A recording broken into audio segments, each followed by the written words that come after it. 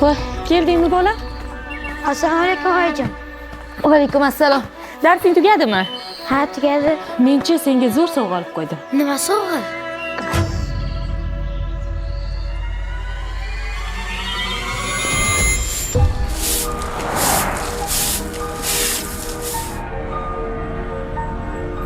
Oyijon, men aytgan kitobni qachon berasiz? O'qigim kelyapti. Fuy, rahmat oyijon. Arzimaydi. Sen o'qib yaxshi odam bo'lsang bo'ldi. Men qo'limdan kelgan hamma ishni qilaman, bola. Xo'p oyijon. Hozirchi tez kiyimlaringni almashtirib chiq. Hademay ovqatam pishib qoladi. Keyin ovqatlanamiz, xo'p? Bora qol.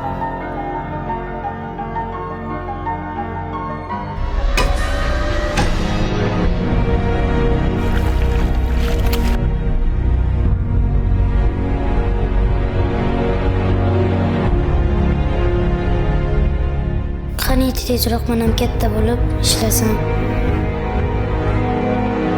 Oyijonim bir o'zlari qiynalib ketdilar.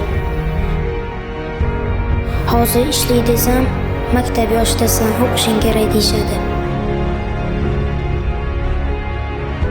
Hech bo'lmasa oyimga ishlab kirmochni olib bersam bo'lardi.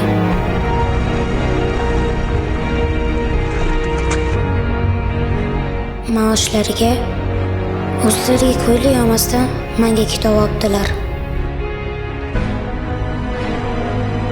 Hozir borib, mahalla boshidagi do'kondan ish so'rab ko'raman.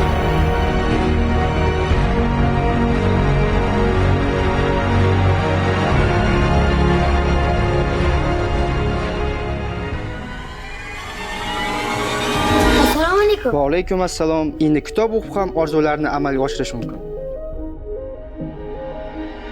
Bilimli farzandlarimizni qo'llab-quvvatlash uchun Vaqf xayriya jamoat fondi o'z qaramog'idagi oila farzandlari o'rtasida har hafta kitob uchun 5 million tanlovini e'lon qilamiz. Biz bergan kitoblarni o'qib o'rganing, bilimingizni sinab ko'ramiz. Eng kuchli kitobxonlar har hafta 5 million so'mdan taqdirlanadi. Maqsadimiz bilim orqali o'sha oilani moddiy qiyinchilikdan olib chiqish.